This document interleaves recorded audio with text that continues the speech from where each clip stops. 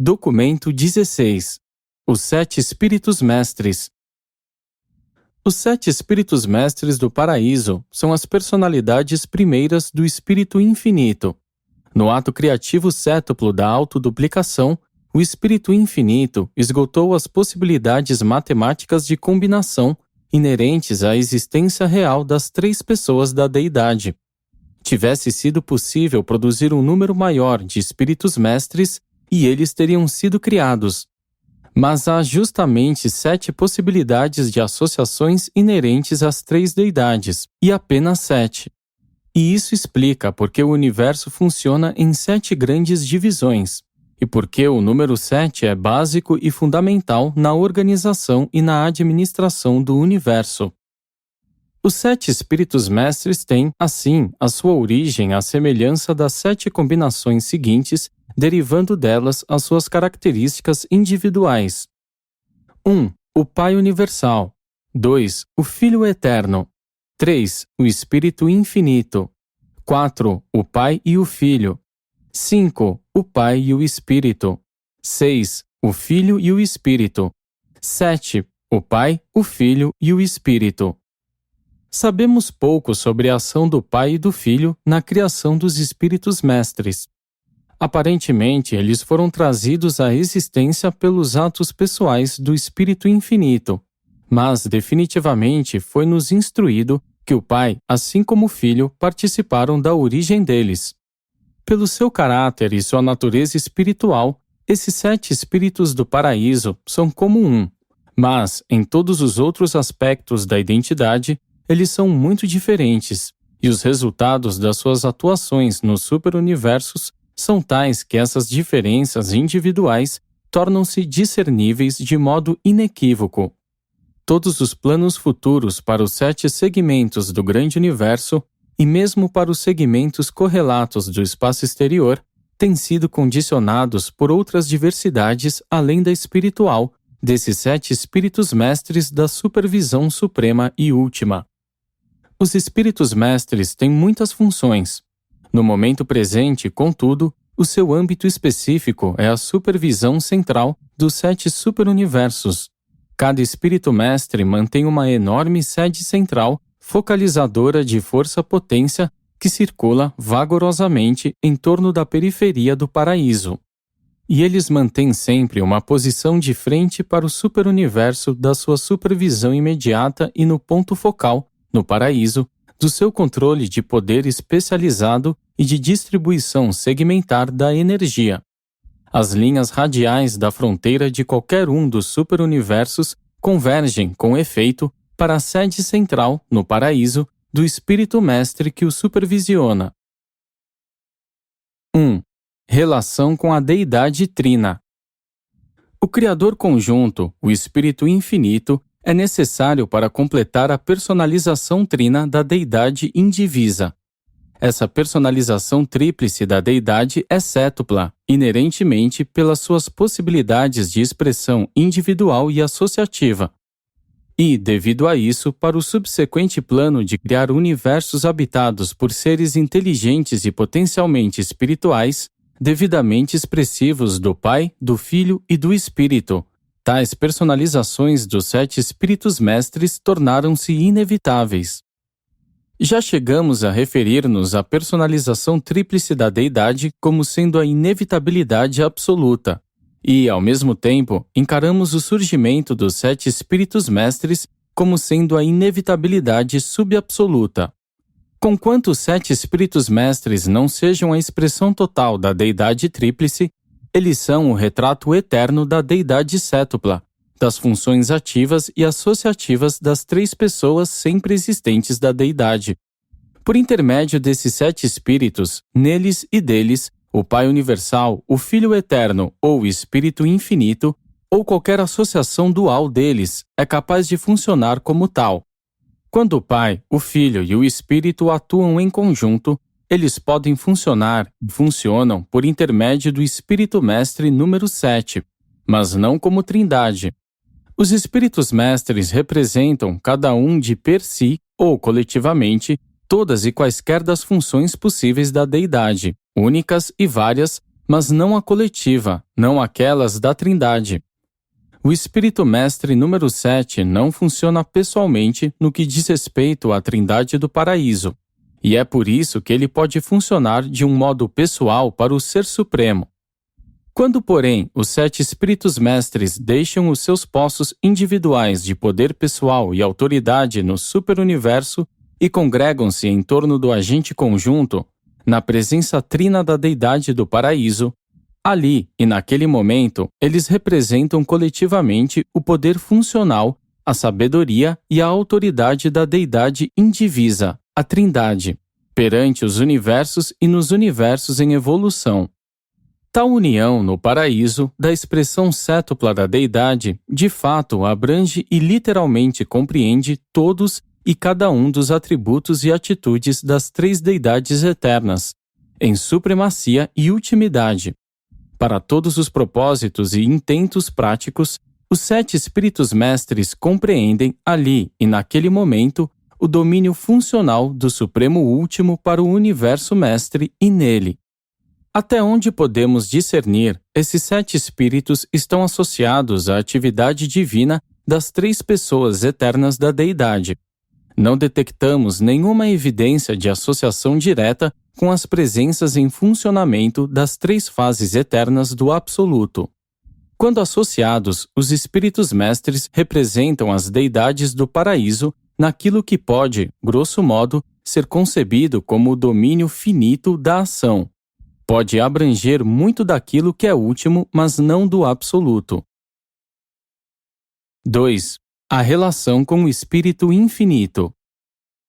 Exatamente como o Filho Eterno e Original se revela por intermédio das pessoas dos Filhos Divinos, cujo número cresce constantemente, também o Espírito Divino e Infinito é revelado pelos canais os 7 Espíritos Mestres e dos grupos dos Espíritos a eles associados.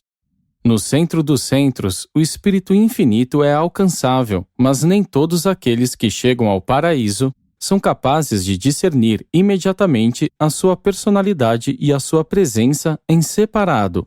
Porém, todos aqueles que atingem o universo central podem imediatamente comungar e comungam com um dos 7 Espíritos Mestres, aquele que estiver presidindo ao superuniverso, do qual provém o peregrino do espaço recém-chegado.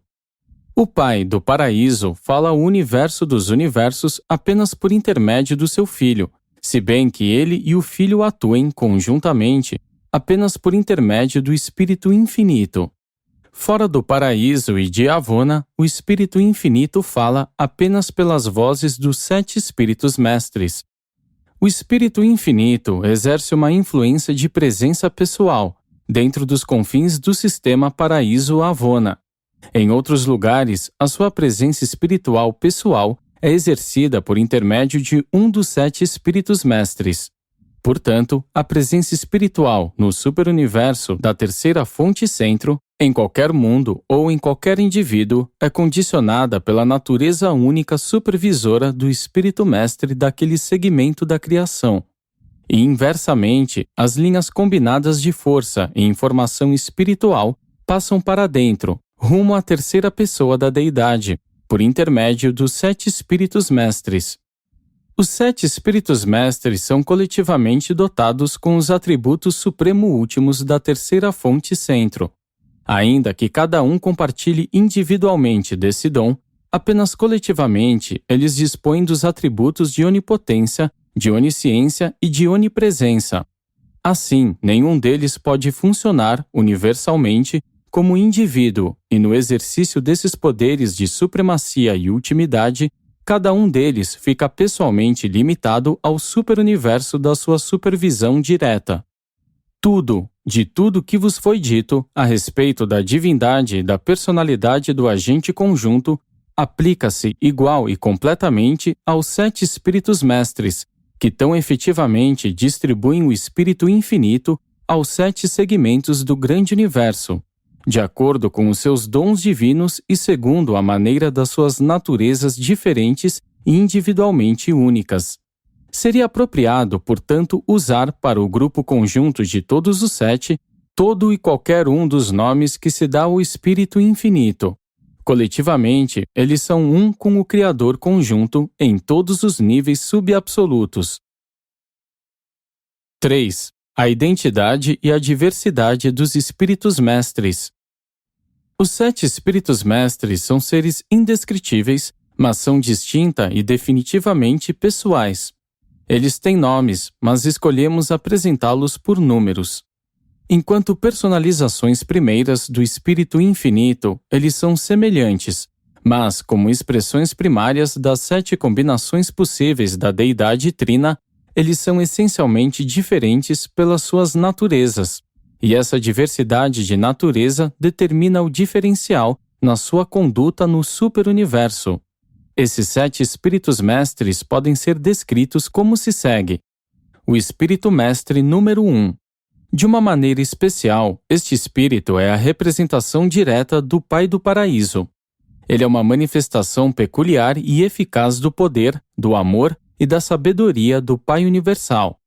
Ele é o coligado próximo e o conselheiro superno do comandante dos monitores misteriosos, aquele ser que preside ao colegiado dos ajustadores personalizados em Divinington. Em todas as interconexões entre os 7 Espíritos Mestres, é sempre o Espírito Mestre número 1 que fala pelo Pai Universal. Esse espírito preside ao primeiro superuniverso e, se bem que exponha infalivelmente a natureza divina de uma personalização primeira do Espírito Infinito, parece assemelhar-se mais especialmente ao Pai Universal pelo seu caráter. Ele está sempre em ligação pessoal com os 7 espíritos refletivos na sede central do primeiro superuniverso. O Espírito Mestre número 2. Este espírito retrata adequadamente a natureza incomparável e o caráter encantador do Filho Eterno, o primogênito de toda a criação. Ele está sempre em ligação estreita com todas as ordens de filhos de Deus, sempre que acontece de estarem eles no universo de residência, como indivíduos ou em conclaves jubilosos. Em todas as reuniões dos 7 Espíritos Mestres, ele sempre fala pelo Filho Eterno e em nome dele. Esse espírito dirige os destinos do superuniverso número 2 e rege esse vasto domínio tal como faria o Filho Eterno. Ele está sempre em ligação com os 7 espíritos refletivos situados na capital do segundo superuniverso. O Espírito Mestre número 3. A personalidade deste espírito assemelha-se especialmente à do Espírito Infinito, e ele dirige os movimentos e o trabalho de muitas dentre as altas personalidades do Espírito Infinito. Ele preside as suas reuniões e está ligado estreitamente a todas as personalidades que têm origem exclusiva na terceira fonte centro. Quando os 7 Espíritos Mestres estão em conselho, é o Espírito Mestre número 3 que sempre fala pelo Espírito Infinito. Esse espírito está encarregado do superuniverso de número 3 e administra os assuntos desse segmento, tal como o faria o Espírito Infinito. Ele está sempre em ligação com os espíritos refletivos na sede central do terceiro superuniverso. O Espírito Mestre número 4. Ao compartilhar das naturezas combinadas do Pai e do Filho, este Espírito Mestre é a influência determinante no que se relaciona às políticas e aos procedimentos Pai-Filho nos conselhos dos 7 Espíritos Mestres. Este espírito é o diretor supremo e conselheiro daqueles seres ascendentes que alcançaram o Espírito Infinito, havendo se tornado, assim, candidatos a ver o Filho e o Pai. Ele incentiva aquele grupo enorme de personalidades que tem origem no Pai e Filho. Quando se torna necessário representar Pai e Filho na associação dos 7 Espíritos Mestres, é sempre o Espírito Mestre número 4 quem fala. Esse espírito estimula o 4º segmento do grande universo, de acordo com o conjunto peculiar dos seus atributos do Pai Universal e do Filho Eterno. Ele está sempre em ligação pessoal com os espíritos refletivos da sede central do 4º superuniverso. O Espírito Mestre número 5. Esta personalidade divina, que combina com tanto refinamento o caráter do Pai Universal e do Espírito Infinito, é o conselheiro daquele enorme grupo de seres conhecidos como os diretores de potência, os centros de potência e os controladores físicos. Esse espírito também dá fomento e incentiva todas as personalidades que têm origem no Pai e no agente conjunto. Nos conselhos dos 7 espíritos mestres, quando a atitude de Pai e Espírito está em questão, é sempre o espírito mestre número 5 quem tem a palavra. Esse espírito dirige o bem-estar do 5º superuniverso de um modo tal que sugere a ação combinada do Pai universal e do Espírito infinito. Ele está sempre em ligação com os espíritos refletivos na sede central do 5º superuniverso. O espírito mestre número 6. Este ser divino parece retratar o caráter combinado do Filho Eterno e do Espírito Infinito. Quando as criaturas criadas conjuntamente pelo Filho e pelo Espírito congregam-se no universo central, este Espírito Mestre é o seu conselheiro. E quando, nos conselhos dos 7 Espíritos Mestres, se torna necessário falar conjuntamente pelo Filho Eterno e Espírito Infinito, é o Espírito Mestre número 6 que responde. Esse espírito dirige os assuntos do 6º superuniverso, tal como fariam o Filho Eterno e o Espírito Infinito. Ele está sempre em ligação com os espíritos refletivos na sede central do 6º superuniverso. O Espírito Mestre número 7. O espírito que preside ao 7º superuniverso é um retrato único, sem igual, do Pai Universal, do Filho Eterno e do Espírito Infinito. O 7º espírito, o conselheiro que incentiva e ampara todos os seres de origem trina, é também o assessor e diretor de todos os peregrinos ascendentes de Avona. Esses seres inferiores que alcançaram as cortes da glória, mediante o ministério combinado do Pai, do Filho e do Espírito. O 7º Espírito Mestre não é organicamente representante da Trindade do Paraíso, mas é fato conhecido que a sua natureza pessoal e espiritual seja o retrato do agente conjunto nas mesmas proporções das 3 pessoas infinitas, cuja união de deidade é a Trindade do Paraíso, cuja função, como tal, é a fonte da natureza pessoal e espiritual de Deus, o Supremo. Por isso, o 7º Espírito Mestre revela uma relação pessoal e orgânica com a pessoa espiritual do Supremo em evolução. Portanto, nos conselhos dos Espíritos Mestres no alto, quando se torna necessário votar em nome da atitude pessoal combinada de Pai, Filho e Espírito, ou descrever a atitude espiritual do Ser Supremo, é o Espírito Mestre número 7 quem atua. Assim, ele torna-se inerentemente aquele que preside ao conselho, no paraíso, dos 7 Espíritos Mestres. Nenhum dos 7 Espíritos Mestres é organicamente representativo da Trindade do Paraíso. Mas, quando eles se unem como uma deidade sétupla, essa união, no sentido da deidade, não no sentido pessoal, equivale a um nível funcional comparável às funções da Trindade. Nesse sentido, o Espírito sétuplo, funcionalmente, é comparável à Trindade do Paraíso. É também nesse sentido que o Espírito Mestre número 7, algumas vezes, fala em confirmação das atitudes da Trindade, ou antes, atua como porta-voz da atitude de união dos 7 Espíritos, no que diz respeito à atitude da união tríplice da Deidade, ou seja, a atitude da Trindade do Paraíso. As funções múltiplas do 7º Espírito Mestre variam assim, desde um retrato combinado das naturezas pessoais do Pai, do Filho e do Espírito, passando pela representação da atitude pessoal de Deus, o Supremo, até uma exposição da atitude de deidade da Trindade do Paraíso. E, sob alguns aspectos, esse espírito que preside, semelhantemente, exprime as atitudes do último e do Supremo Último. É o Espírito Mestre número 7 quem promove, pessoalmente, por meio das suas múltiplas capacitações, o progresso dos candidatos à ascensão dos mundos do tempo nas suas tentativas de alcançar a compreensão da deidade indivisa da supremacia.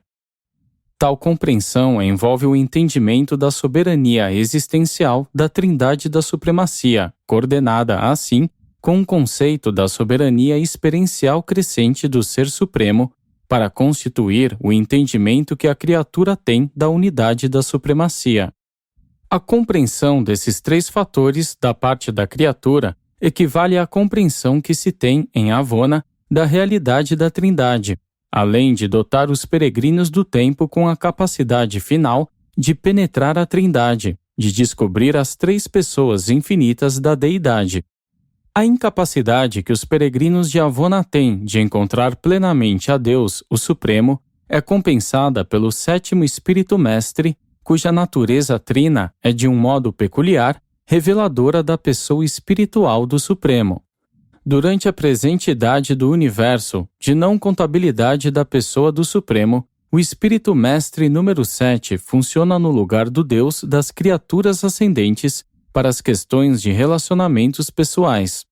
Ele é o elevado ser espiritual a quem todos os ascendentes estão certos de reconhecer e, de um certo modo, compreender quando alcançarem os centros da glória.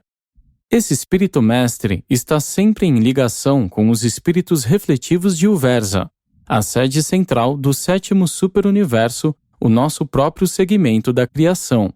A sua administração de Orvonton evidencia a simetria maravilhosa da combinação coordenada das naturezas divinas do Pai, do Filho e do Espírito. 4. Os atributos e as funções dos Espíritos Mestres. Os 7 Espíritos Mestres são a plena representação do Espírito Infinito para os universos evolucionários. Eles representam a terceira fonte centro nas relações de energia, mente e espírito. Se bem que funcionem como dirigentes coordenadores do controle administrativo universal do agente conjunto, não vos esqueçais de que eles têm a sua origem nos atos criadores das deidades do paraíso. É literalmente verdade que esses 7 espíritos sejam o poder físico personalizado, a mente cósmica e a presença espiritual da deidade trina, os 7 espíritos de Deus enviados a todo o universo. Os Espíritos Mestres são únicos naquilo em que atuam e funcionam em todos os níveis de realidade do universo, excetuando-se o absoluto. Eles são, portanto, supervisores eficientes e perfeitos de todas as fases de assuntos administrativos, em todos os níveis de atividades nos superuniversos. É difícil para a mente mortal compreender bem tudo sobre os Espíritos Mestres, que o trabalho deles é tão altamente especializado e ainda tão abrangente de tudo, tão excepcionalmente material e ao mesmo tempo tão depuradamente espiritual. Esses criadores versáteis da mente cósmica são os ancestrais dos diretores do poder no universo, e são eles próprios os diretores supremos da vasta e variada criação de criaturas espirituais. Os 7 Espíritos Mestres são os criadores dos diretores do poder no universo e dos seus colaboradores, entidades indispensáveis para a organização, o controle e a regulagem das energias físicas do grande universo. E esses mesmos Espíritos Mestres, de um modo muito material, assistem os filhos criadores no trabalho de dar a forma e organização aos universos locais. Nós não somos capazes de estabelecer nenhuma conexão pessoal entre o trabalho dos Espíritos Mestres com a energia cósmica e as funções de força-potência do absoluto inqualificável. As manifestações de energia sob a jurisdição dos Espíritos Mestres são todas dirigidas a partir da periferia do paraíso. Elas não parecem, de nenhum modo direto, estar associadas aos fenômenos de força identificados com a superfície inferior do paraíso. Inquestionavelmente, quando encontramos as atividades funcionais dos vários supervisores do poder moroncial, estamos face a face com alguma das atividades não reveladas dos Espíritos Mestres. Quem, a não ser esses ancestrais, tanto dos controladores físicos quanto dos ministros espirituais, poderia haver conseguido combinar e associar as energias materiais e espirituais de modo a produzir uma fase, até este momento inexistente da realidade do universo, a substância moroncial e a mente moroncial? Grande parte da realidade dos mundos espirituais é da ordem moroncial, sendo esta uma fase da realidade do universo inteiramente desconhecida em Urântia. A meta da existência da personalidade é espiritual, mas as criações moronciais sempre se interpõem, perfazendo a ponte sobre o vazio existente entre os reinos materiais de origem mortal e as esferas do superuniverso de status espiritual avançado. É nesse âmbito que os espíritos mestres dão a sua grande contribuição ao plano da ascensão do homem ao paraíso. Os 7 espíritos mestres têm representantes pessoais que funcionam por todo o grande universo. Mas, como uma grande maioria desses seres subordinados não está diretamente ligada ao esquema ascendente de progressão mortal, na trajetória do perfeccionamento até o paraíso, pouco ou nada foi revelado sobre eles. Uma parte bastante grande da atividade dos 7 espíritos mestres permanece oculta ao entendimento humano, porque não pertence, de modo algum, diretamente à vossa questão de ascensão ao paraíso. É altamente provável, embora não possamos apresentar prova definida disso, que o espírito mestre de Orvonton exerça uma influência decisiva nas esferas de atividades relacionadas a seguir. 1. Os procedimentos dos portadores da vida do universo local para a iniciação da vida. 2. As ativações da vida dos espíritos ajudantes da mente que o espírito criativo materno de um universo local outorga aos mundos. 3. As flutuações nas manifestações de energia encontradas nas unidades de matéria organizada sensíveis à gravidade linear.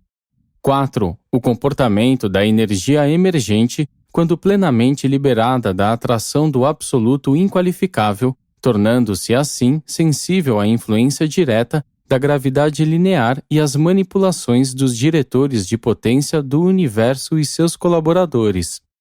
5. A dotação do espírito ministrador de um espírito criativo feminino de um universo local, conhecido em Urântia como o Espírito Santo. 6. A dotação subsequente do espírito dos filhos auto-outorgados, conhecido em Urântia como Confortador ou o Espírito da Verdade. 7. O mecanismo da refletividade dos universos locais e do superuniverso. Muitas das características ligadas a esse fenômeno extraordinário dificilmente podem ser explicadas de modo razoável ou racionalmente compreendidas, sem que se postule a atividade dos espíritos mestres em colaboração com o agente conjunto e o Ser Supremo.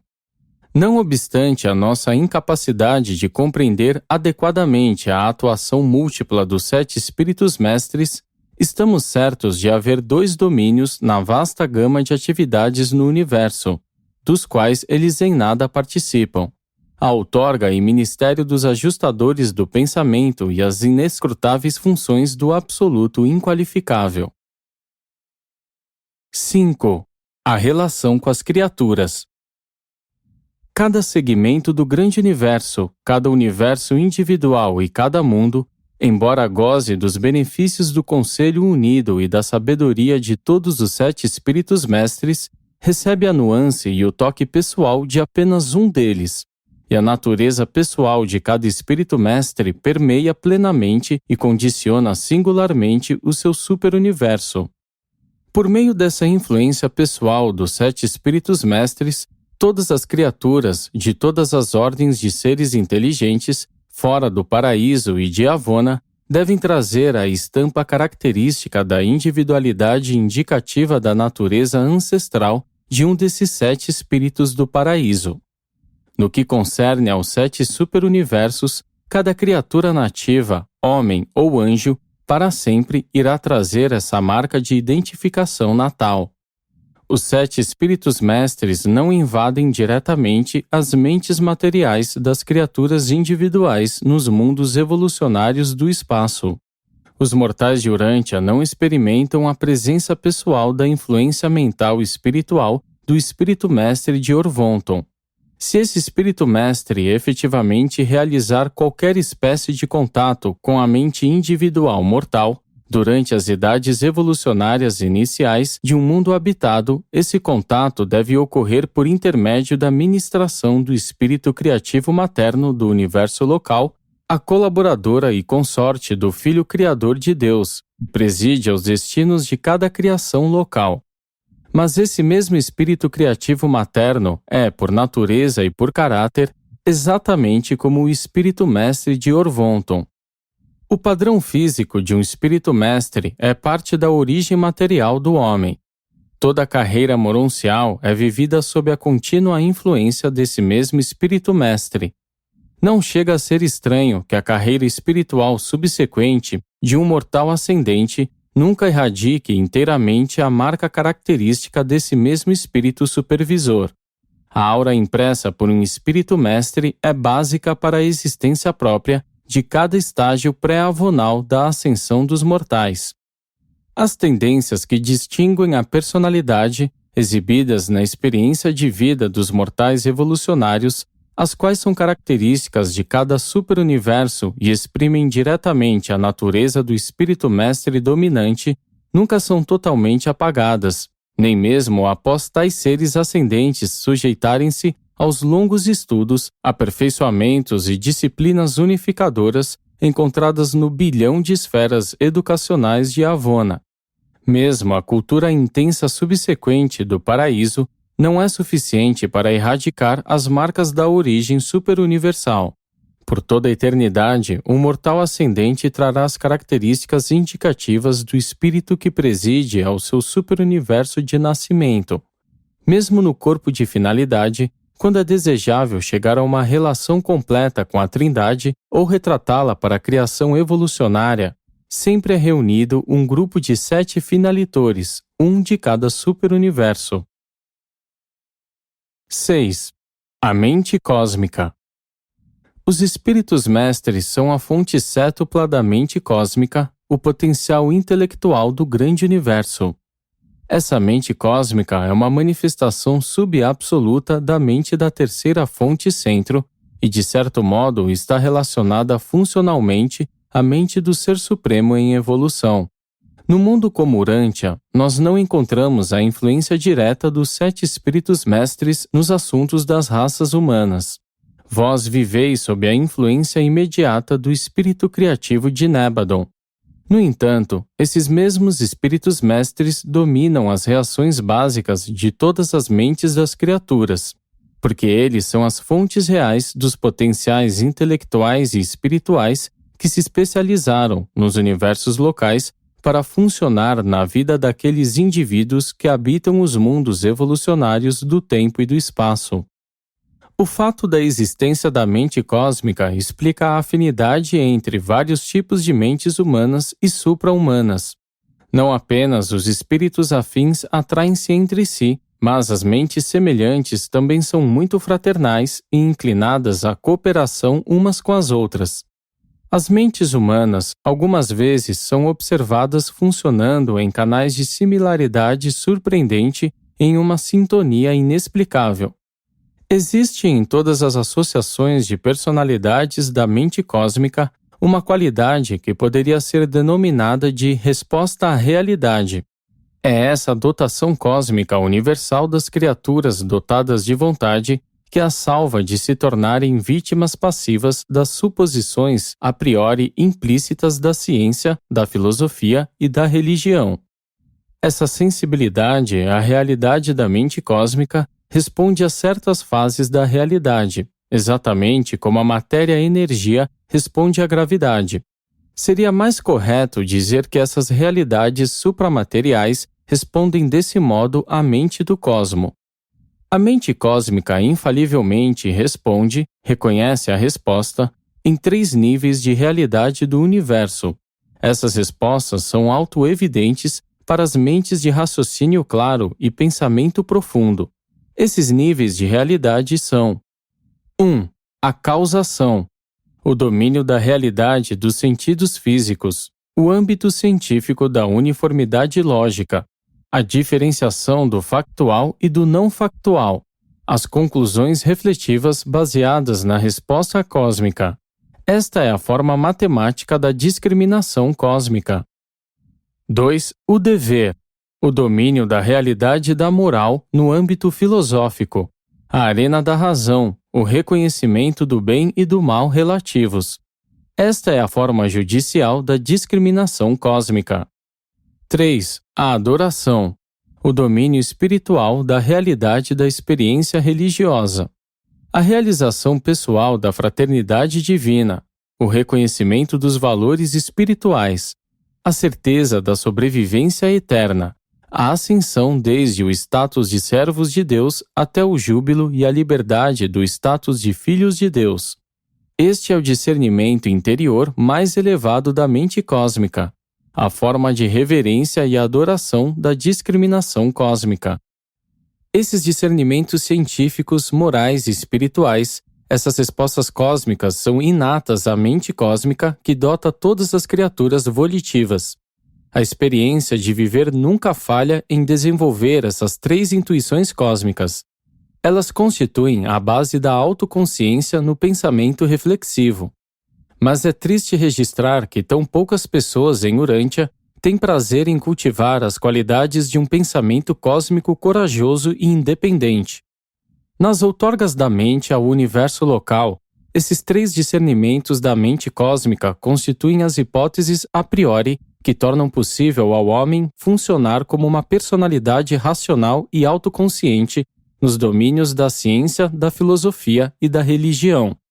Colocado de outro modo, o reconhecimento da realidade dessas três manifestações do infinito dá-se por uma técnica cósmica de autorrevelação. A energia matéria é reconhecida pela lógica matemática dos sentidos. A razão-mente, intuitivamente, sabe o seu dever moral. A fé espírito, a adoração, é a religião da realidade da experiência espiritual.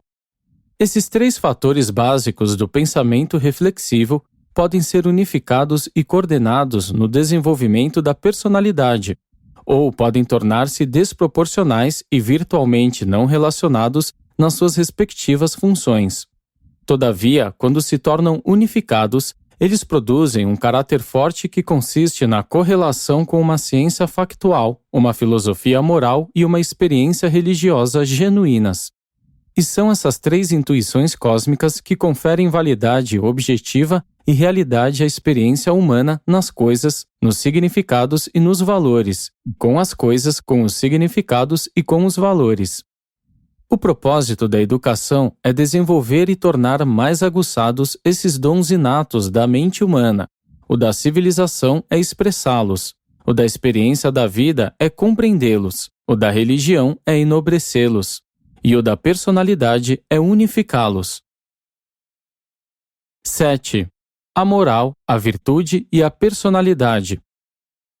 A inteligência por si só não pode explicar a natureza moral. A moralidade ou virtude é inerente à personalidade humana. A intuição moral e a compreensão do dever são componentes dos dons da mente humana e estão associadas aos outros elementos inalienáveis da natureza humana: a curiosidade científica e o discernimento espiritual. A mentalidade do homem transcende, em muito, a dos seus primos animais. Todavia, são as suas naturezas moral e religiosa que especialmente o distinguem do mundo animal. A resposta seletiva de um animal é limitada ao nível motor de comportamento. O discernimento suposto dos animais mais elevados está em um nível motor e, comumente, surge apenas depois da passagem por experiências e erros motores. O homem é capaz de exercer o discernimento científico, moral e espiritual antes de qualquer exploração ou experimentação. Apenas uma personalidade pode saber o que está fazendo antes de fazê-lo. Apenas as personalidades possuem o discernimento antes da experiência. Uma personalidade pode observar antes de efetuar um salto e, portanto, pode aprender tanto olhando quanto saltando. O animal não pessoal, em geral, aprende apenas saltando. Como resultado da experiência, um animal torna-se capaz de examinar os modos diferentes de atingir um objetivo e de selecionar um enfoque baseado na experiência acumulada. Mas uma personalidade pode também examinar o objetivo em si mesmo e julgar se vale a pena avaliar o seu valor. Apenas a inteligência pode discernir quanto aos melhores meios de atingir fins indiscriminados. Mas um ser moral possui um discernimento interior que o capacita a discriminar entre os fins, assim como entre os meios. E um ser moral, ao optar pela virtude, está sendo não menos inteligente. Ele sabe o que está fazendo, por que o está fazendo, para onde está indo e como irá chegar lá. Quando o homem deixa de discernir os fins das suas lutas mortais, ele se vê atuando apenas no nível animal da existência. Ele terá falhado na sua avaliação de si próprio sobre as vantagens superiores dessa capacidade material de agudeza, de discernimento moral e visão espiritual, que são parte integrante da dotação de mente cósmica que recebeu como ser pessoal. A virtude é retidão, conformidade com o cosmo. Dar nomes às virtudes não é defini-las. Vivê-las, no entanto, é conhecê-las. A virtude não é mero conhecimento, nem mesmo sabedoria, mas antes é realidade de experiência progressiva, durante o alcançar dos níveis ascendentes da realização cósmica. No dia a dia da vida do homem mortal, a virtude é realizada pela preferência consistente do bem ao mal, e tal capacidade de escolha é a evidência da posse de uma natureza moral. A escolha feita pelo homem entre o bem e o mal é influenciada não apenas pela acuidade da sua natureza moral, mas também por forças tais como a ignorância, imaturidade e ilusão.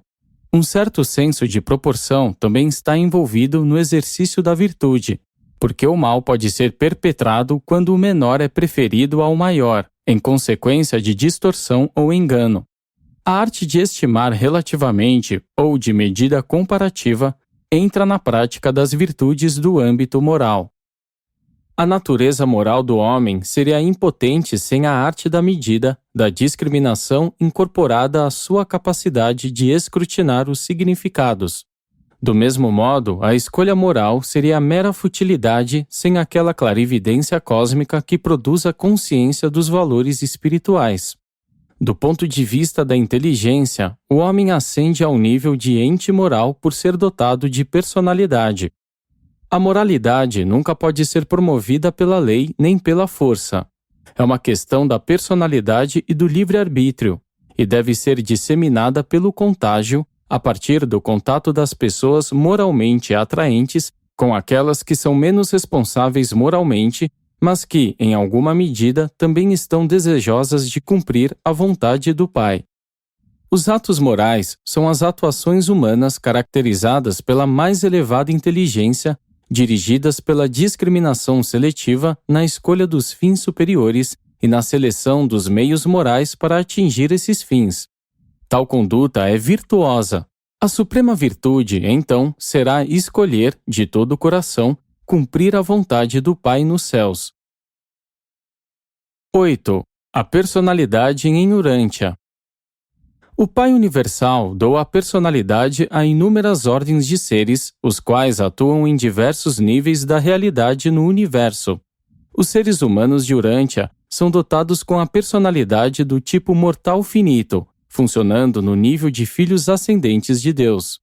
Embora dificilmente possamos conseguir definir personalidade, podemos tentar descrever a nossa compreensão dos fatores conhecidos que irão constituir o conjunto das energias materiais, mentais e espirituais, cuja interassociação constitui o mecanismo no qual e por meio do qual o Pai Universal leva a sua outorga da personalidade a funcionar.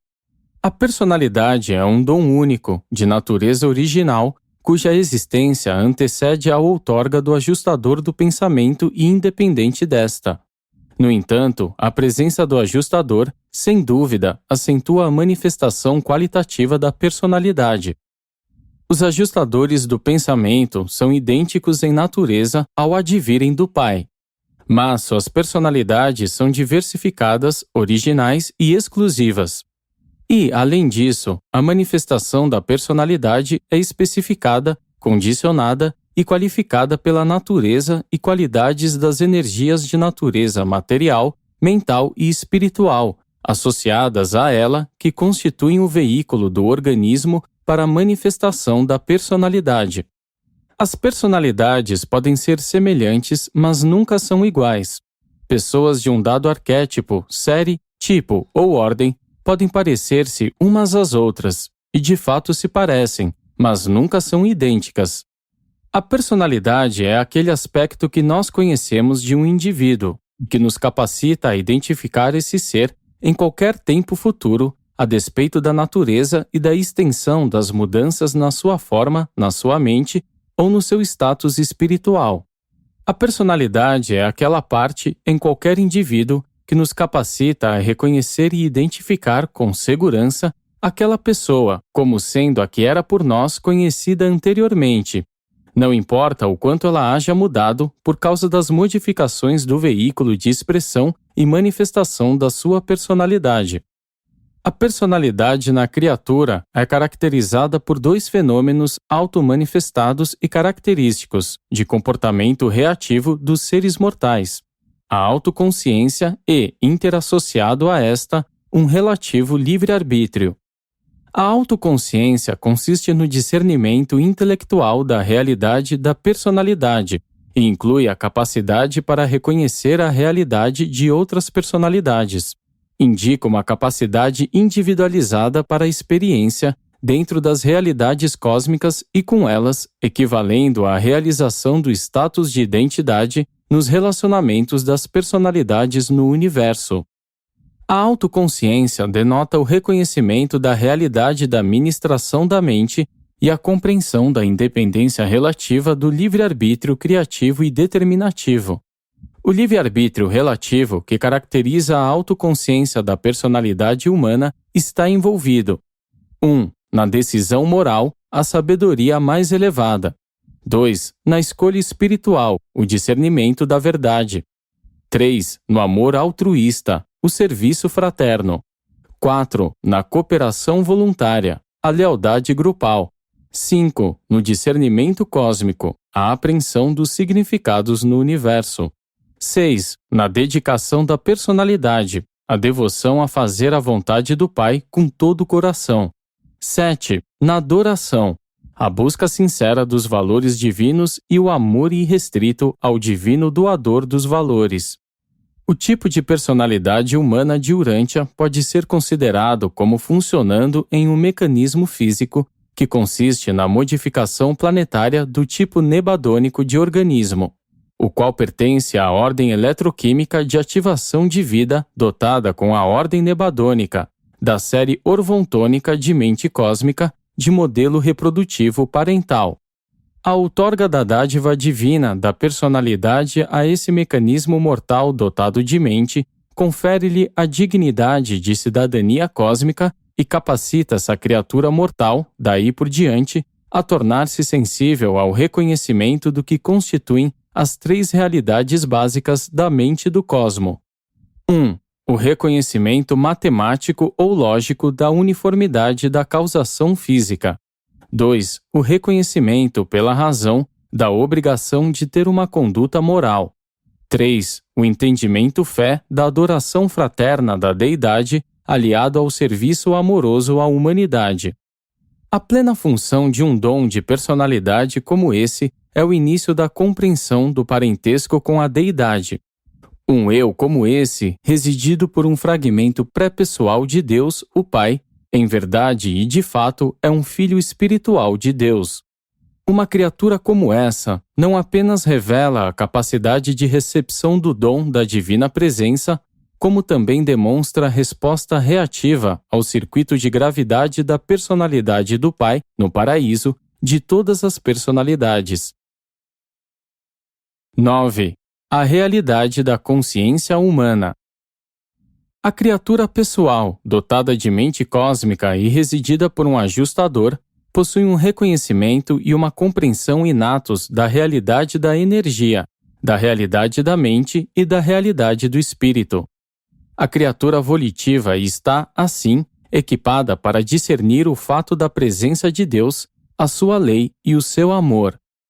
À parte essas três prerrogativas inalienáveis da consciência humana, toda experiência humana é subjetiva na realidade, exceto a compreensão intuitiva da validade ligada à unificação dessas três respostas das realidades do universo em reconhecimento cósmico.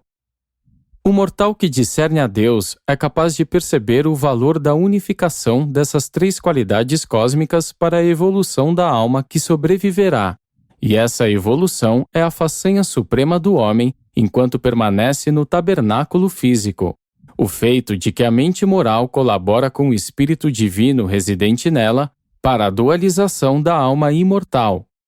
Desde a sua incipiência mais inicial, a alma é real e traz em si as qualidades cósmicas da sobrevivência. Se o homem mortal não tiver o êxito de sobreviver à morte natural, os valores espirituais reais da sua experiência humana sobrevivem como parte da experiência do ajustador do pensamento, o qual continua. Os valores da personalidade desse não sobrevivente subsistem como um fator na personalidade do Ser Supremo que está em factualização. Essas qualidades da personalidade que sobrevivem ficam despojadas de identidade, mas não dos valores experienciais acumulados durante tal vida mortal na carne. A sobrevivência da identidade depende da sobrevivência da alma imortal, de status moroncial, cujo valor divino é crescente. A identidade da personalidade sobrevive por meio da sobrevivência da alma e na própria alma. A autoconsciência humana implica o reconhecimento da realidade de outros eus que não o eu consciente, e implica ulteriormente que tal consciência seja mútua, que o eu seja conhecido tanto quanto conhece. Isto é mostrado de uma maneira puramente humana na vida social do homem. Contudo, vós não podeis estar tão absolutamente certos da realidade do ser de um semelhante, tanto quanto da realidade da presença de Deus que vive dentro de vós. A consciência social não é inalienável como o é a consciência de Deus. É um desenvolvimento cultural e depende do conhecimento, símbolos e contribuições dos dons que constituem o homem, ciência, moralidade e religião. E essas dádivas cósmicas, quando socializadas, formam a civilização. As civilizações são instáveis porque não são cósmicas, não são inatas aos indivíduos das raças. Elas devem ser nutridas pelas contribuições combinadas dos fatores constituintes do homem, ciência, moralidade e religiosidade. As civilizações vêm e vão, mas a ciência, a moralidade e a religião sempre sobrevivem à destruição. Jesus não apenas revelou Deus ao homem, mas também fez uma nova revelação do homem a si mesmo e aos outros homens. Na vida de Jesus, podeis ver o homem no seu melhor e mais elevado. O homem torna-se assim maravilhosamente real, pois Jesus teve tanto de Deus na sua vida e a compreensão, o reconhecimento de Deus é inalienável e é parte constituinte de todos os homens. O altruísmo, exceto no instinto paternal, não é de todo natural. Ao próximo não se ama naturalmente, nem se serve socialmente. São necessários o esclarecimento da razão, a moralidade e o estímulo da religião e a consciência de Deus para gerar uma ordem social não egoísta e altruísta. A própria consciência da personalidade no homem, a autoconsciência, depende também diretamente desse mesmo fato da inata consciência do outro, essa capacidade inata de reconhecer e de aprender a realidade de uma outra personalidade, desde a humana até a divina. A consciência social não egoísta deve ser, na sua base, uma consciência religiosa. Isto é, se quiser ser objetiva. Se assim não for, será uma abstração filosófica puramente subjetiva, consequentemente desprovida de amor. Apenas um indivíduo consciente de Deus pode amar uma outra pessoa como ama a si próprio. A consciência de si, em essência, é uma consciência comum a todos. Deus e o homem, o Pai e o Filho, o Criador e a criatura. Na autoconsciência humana, 4 compreensões da factualidade do universo se fazem inerentes e latentes. 1. A busca do conhecimento, a lógica da ciência. 2. A busca dos valores morais, o senso do dever. 3. A busca dos valores espirituais, a experiência religiosa.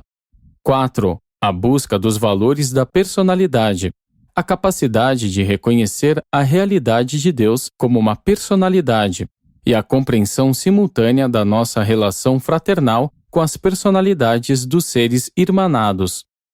Vós que vos tornais conscientes do homem como vosso irmão criatura, porque sois já conscientes de Deus como vosso Pai Criador. A paternidade é a relação a partir da qual nós induzimos o reconhecimento da irmandade, e a paternidade torna-se, ou pode tornar-se, uma realidade universal para todas as criaturas morais, porque o próprio Pai concedeu personalidade a todos esses seres e os conectou por meio da atração exercida pelo circuito universal da personalidade. Nós adoramos a Deus, primeiro porque Ele é, e então porque Ele é em nós, e finalmente porque nós somos e estamos nele. Como poderia ser estranho, então, que a mente cósmica fosse autoconscientemente sabedora da sua própria fonte, a mente infinita do Espírito infinito, e, ao mesmo tempo, consciente da realidade física dos múltiplos universos, da realidade espiritual do Filho Eterno e da realidade da personalidade do Pai Universal, auspiciado por um censor universal de Uversa.